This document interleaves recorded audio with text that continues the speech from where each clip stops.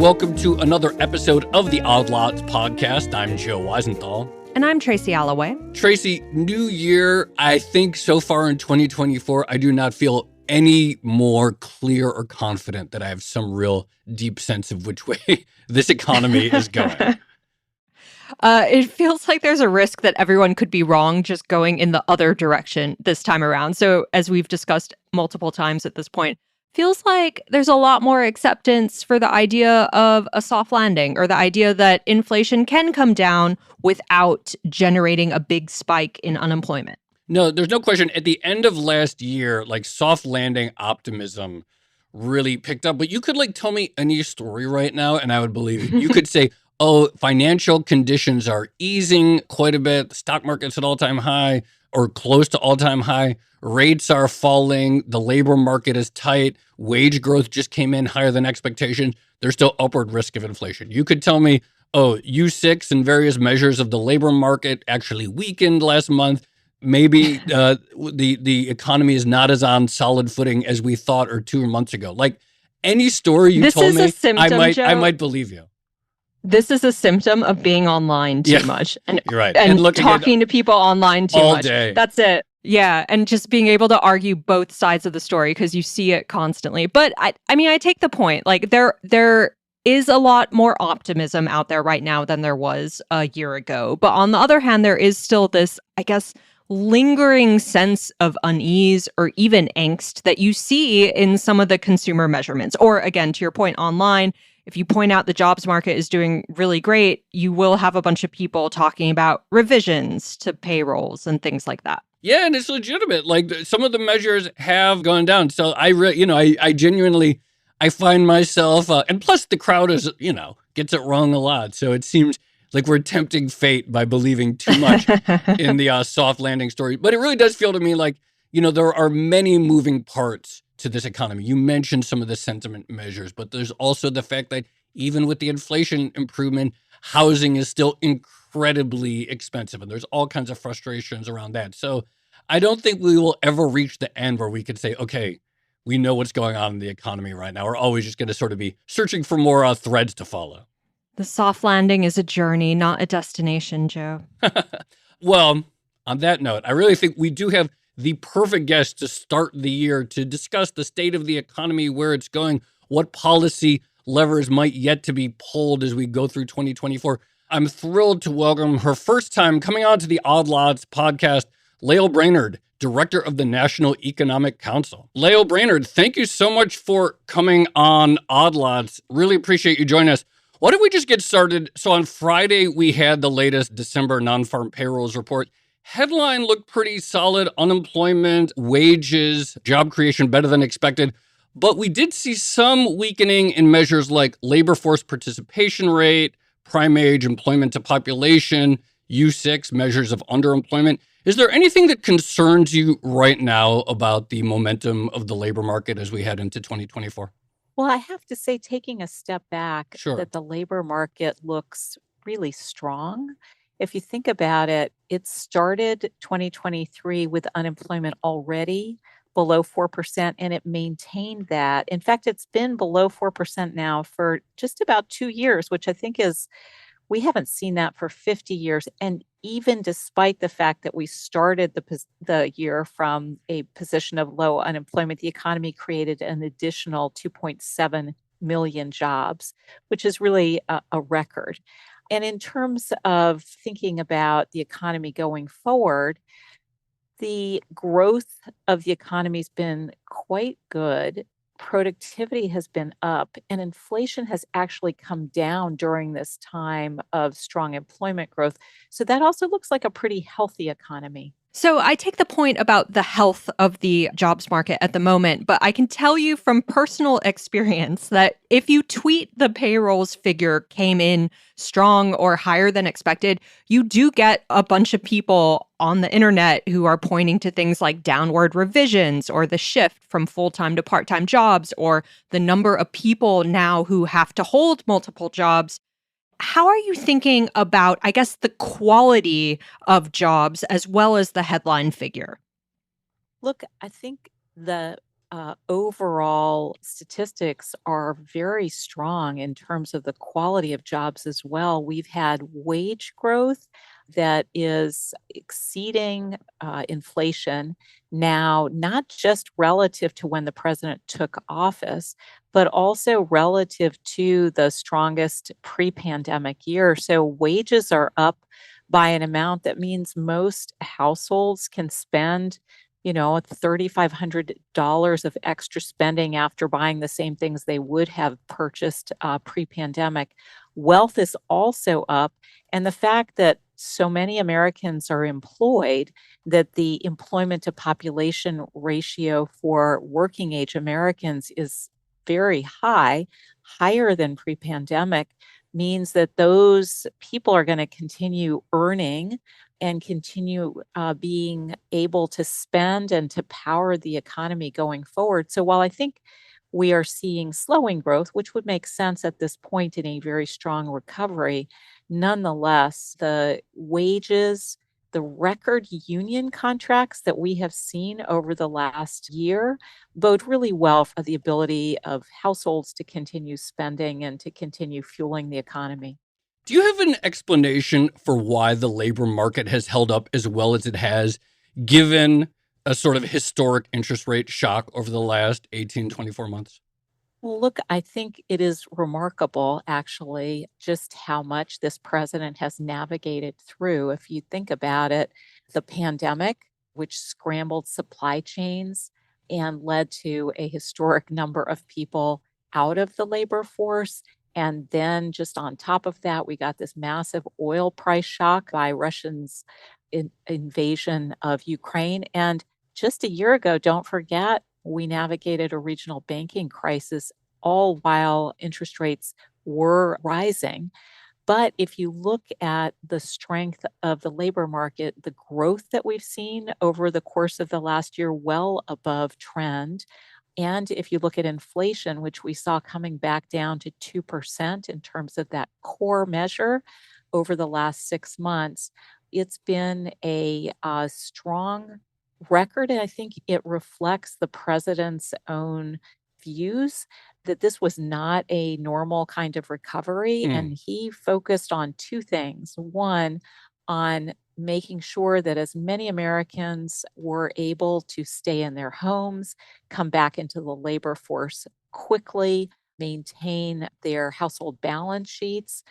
So you had a much more equitable recovery, and it was also a much stronger recovery that attracted a lot of Americans back into the labor force. So instead of seeing the great resignation, we've seen the great rebound in terms of the workforce. And then the second thing, he put a tremendous amount of focus on the supply side of the economy, which was really the source of a lot of the distortions. And he's got a agenda of investing in America and investing in Americans that has an ongoing focus on more R&D spending, more spending on clean energy transition, fixing infrastructure that really needed to be fixed, and of course, investing in industries of the future like semiconductors. So, we've got that strong investing in America agenda along with a strong recovery, attracting people back into the labor force, into these good jobs of the future. So, Joe and I definitely want to get into more of the supply side in just a bit. But before we do, given everything that you just laid out, so the economic recovery, which was stronger than a lot of people expected, the still very strong and buoyant jobs market, the improvement in wages, where, on an inflation adjusted basis, we have seen those going up. Why do you think in surveys people are still showing some sort of angst? We've seen this repeatedly, and you can call it whatever you want, the vibe session or something else. But why aren't those messages filtering through? Yeah, so it's a good question. I mean, if you do look at both household incomes adjusted for inflation, really strong improvement since before the pandemic. And secondly, if you look at wealth, median household wealth is up by 37%, inflation adjusted since before the pandemic. So the best year of the previous administration. So, in terms of personal finances, you do actually see Americans reporting with a large majority that they are doing okay financially, and job satisfaction is quite high. But it's been a very stressful few years for Americans. If you think about the number of layoffs, the number of small businesses that shuttered, and then the surge of inflation that was on the supply side. And it may take a little bit of time for Americans to really feel confident that the good economic numbers that they're seeing and their own good personal situations is actually going to be sustained. And part of that is some prices have not come down, and we're fighting pretty hard to get those prices to come down. And one area that really is difficult for Americans is healthcare affordability. And so you've had a huge set of really important initiatives that the president has been focused on. For instance, in the legislation that was passed about a year ago, it actually brings down the cost of insulin for the first time from $400 a month to $35 a month for seniors. And some companies have extended that more broadly. And it caps the yearly out of pocket costs for seniors for prescription drugs at $2,000. So that will start to make a dent there. But we're going to continue pushing Mm. on healthcare costs as well as other areas, which are really more about deceptive pricing, where Americans feel like they're just spending more than they should.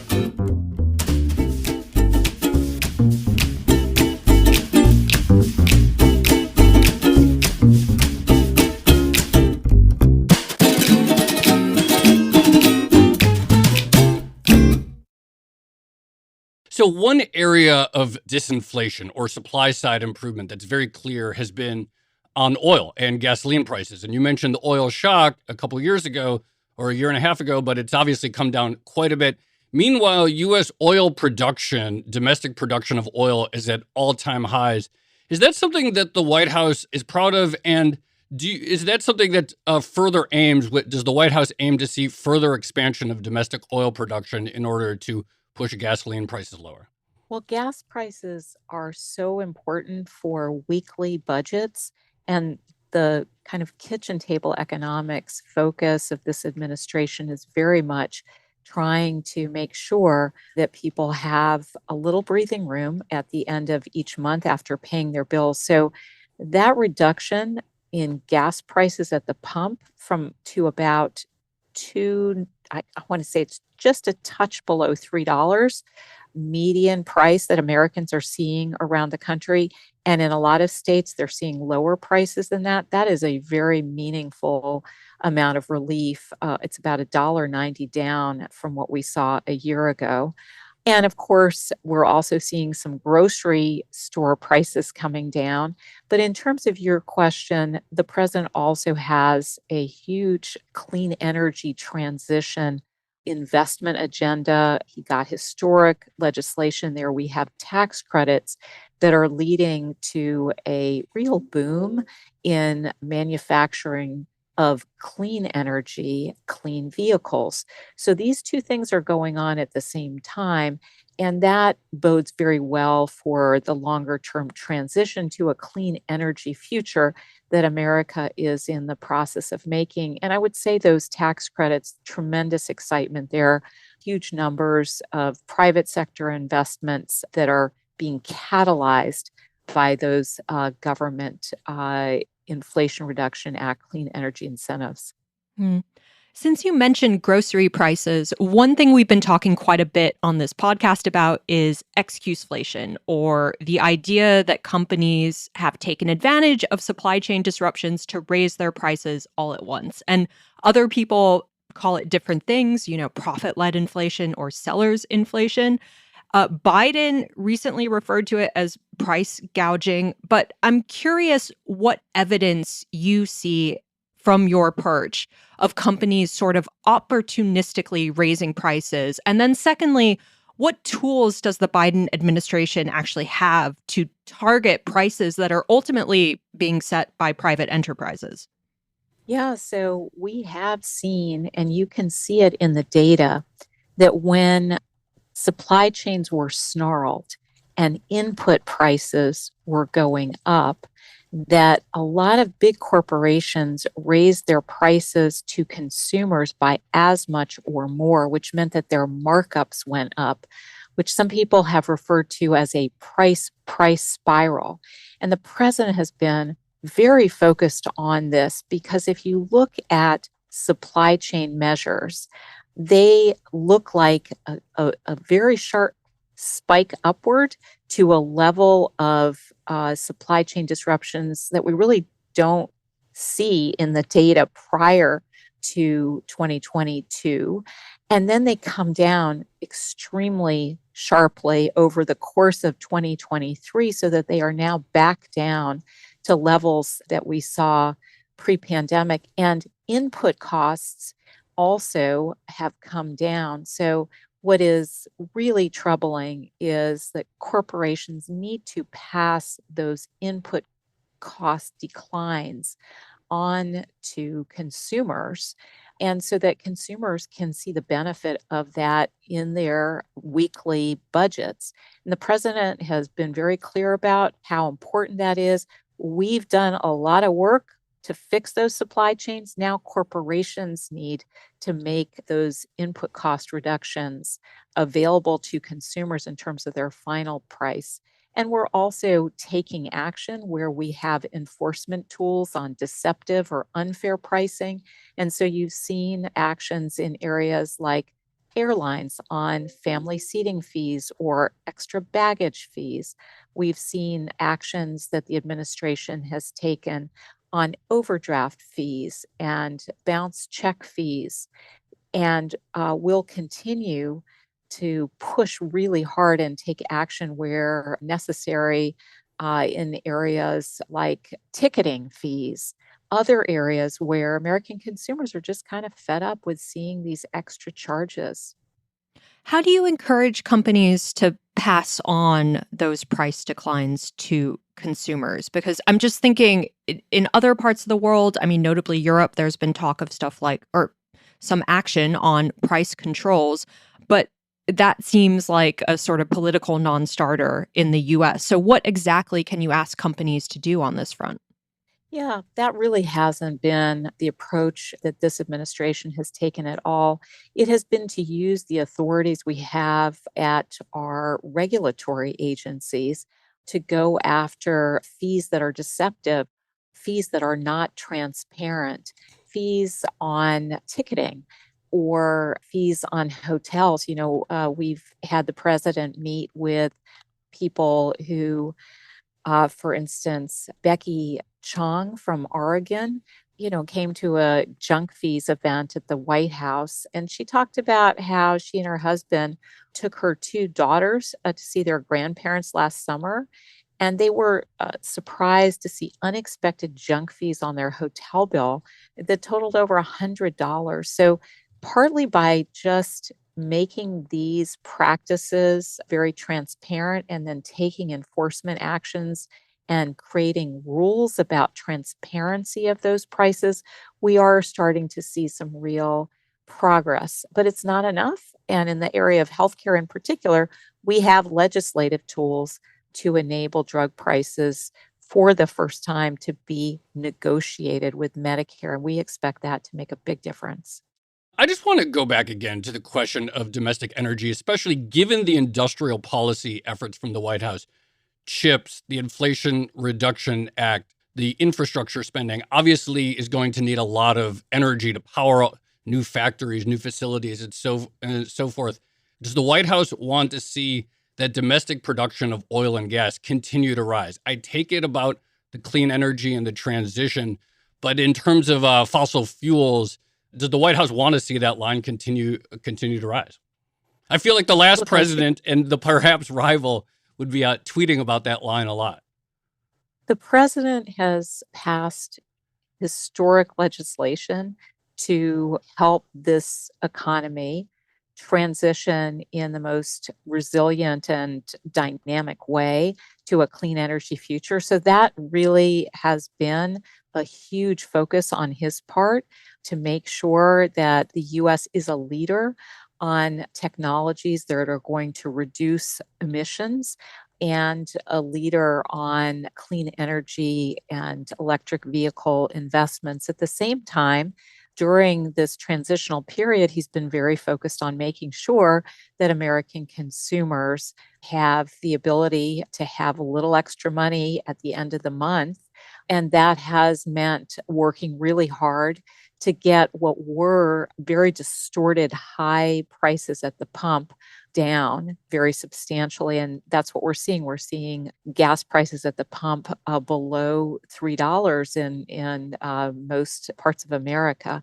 So those two things are both important to the president. And I think we are seeing real progress on both. So, in terms of things that Americans really care about, I mean, one of those has to be housing. And we have seen various metrics of housing affordability really decline in the past couple of years. And there is a broader concern that with interest rates still, relatively high, that you are going to start to see capacity slow. And there is, I guess, this tension between keeping rates high to bring down inflation and also encouraging more supply of housing so that ultimately that can be more affordable. What can the administration do when it comes to that particular tension? Yeah. So you're exactly right. Making housing more affordable is central to so many Americans, whether they be first time aspirational home buyers or whether that is people who are renting, bringing down the costs of housing for Americans is really important. Now, the good news is we have actually seen mortgage rates come down by about 1.5 percentage point just in the last few months on the back of the really good inflation data that we've been seeing. So that's very encouraging. But the president also has a very forward leaning agenda there to ensure that there are many more affordable units. We have been supporting tax credits that would lead to about 1.2 million additional affordable homes and a second tax credit that would mean about 500,000 more affordable homes for first-time home buyers. The president has proposed relief for first-generation home buyers and renters to help lower costs. And I think we really are going to be pushing hard on Congress to get those policies done. Congress, the Republican House in particular, has not supported a lot of improvements on affordable housing, but we're going to continue working really hard. And additionally, we're trying to incentivize changes in local zoning policies in a lot of cases near transit hubs. By providing incentives with transit dollars, we're getting localities to unlock areas for more dense housing, and we think that'll make a really big difference over time as well. And the final thing I'd just say is that with office vacancy rates being a bit higher in some downtown areas, we've also got some programs to encourage office to residential conversions in downtown areas.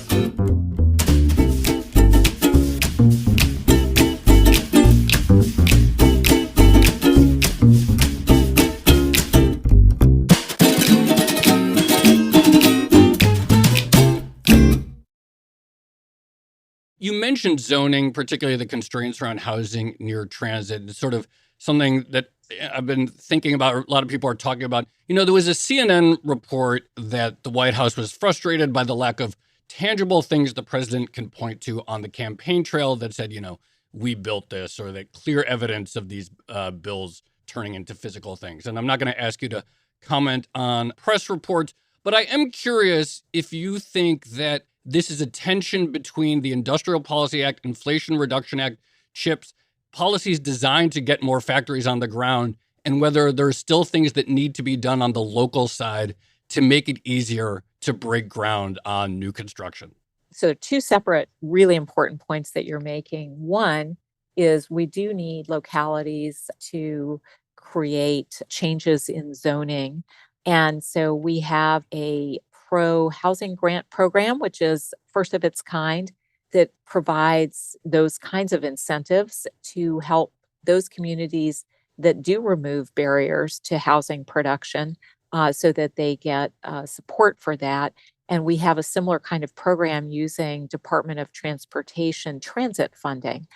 On the side of clean energy and chips investments and infrastructure investments, there too, a lot of attention has been given to permitting Mm. to accelerate the ability to make those investments by having a much more streamlined review at the federal level that brings together all the agencies in a streamlined process rather than going through what in previous administrations was kind of a laborious agency by agency review that in many cases took very many years. So we are looking for kind of game changing mechanisms to make that permitting process easier while still respecting the really important equities of local stakeholders. So, Janet Yellen, now Treasury Secretary, formerly at the Fed, of course, very similar to your career history, felt comfortable enough with the economic data last week to basically declare that this looks a lot like a soft landing after many years, or I should say a couple years, of worrying about the potential for a recession, a hard landing. It feels like we're on the right path. What are you and the Biden administration looking at in terms of benchmarking your success and how much left there is to do on things like inflation? So we are really pleased with how well the economy has performed.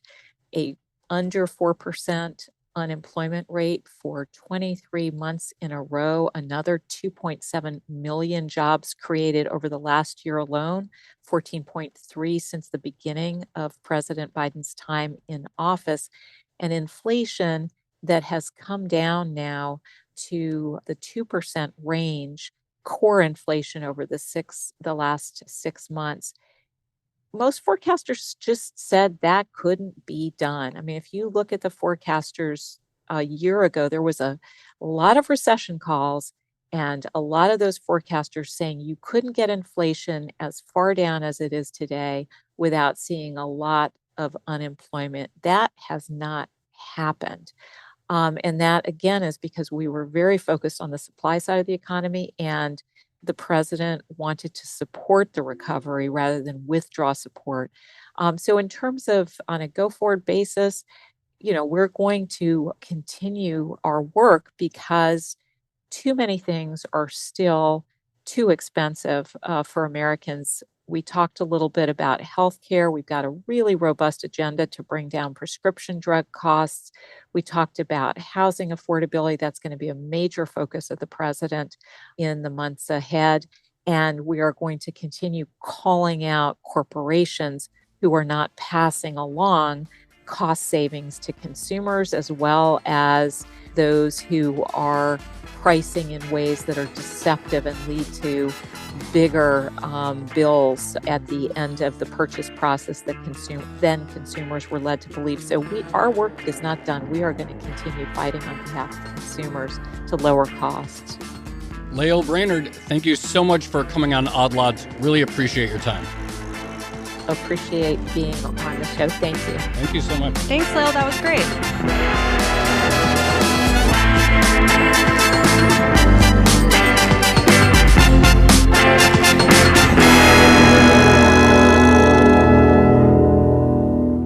Joe, I liked your oil production question and the idea that if Trump was still in office and U.S. domestic oil production was at a record, he would be tweeting it nonstop. He'd be tweeting about stocks, too. He would be tweeting about stocks. Tracy, by the way, is praising me for that oil question because she says I took her joke. So I want all Odd Lots listeners should know that was originally Tracy's joke about Trump tweeting the oil production charts. But actually, I mean, I did find it interesting. Here is the number one driver or a huge driver of headline disinflation, one of the most salient prices.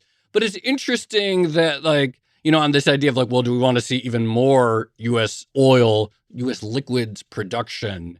The inclination was to talk more about the clean energy investments. Yeah, I mean, you can see why it might be a sensitive topic for the Biden administration, given that their platform, going into the election was very much about clean energy and moving away from oil. But then we saw prices spike, and obviously there was pressure from consumers to bring those down again. And so kind of a tightrope there. The other thing I thought was really interesting was the very, very clear and targeted discussion of companies price gouging. And that seems like such a tricky one to me because, again, the American political model or economic model is sort of all about, make as much money as you can as long as it's legal.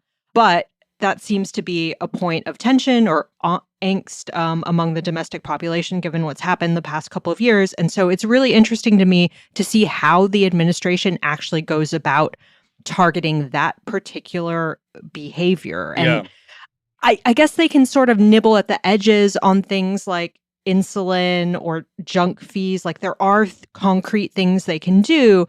But how are you going to tell a big consumer goods company to reduce its profit margins and pass on cost savings to consumers? Right. I guess you'd sort of the moral suasion aspect, the tweeting about it, posting about it, but there aren't a ton of policy levers really that it's clear the administration could take.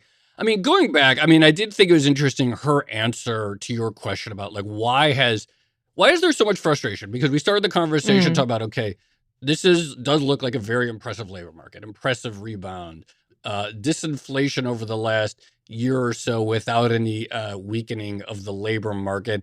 And I think her answer is it was a crazy 3 or 4 years between everything, really, including the inflation. And so this idea of maybe just needs to give it time to put some of this in the rearview mirror before there's and actually just today, we're recording this Monday, January 8th, there was a New York Fed survey that seemed to indicate people feeling better about their finances, highest in a couple of years. So maybe that's the case. Maybe it's just a matter of time and we'll see things like UMich and Consumer Conference Board turn higher.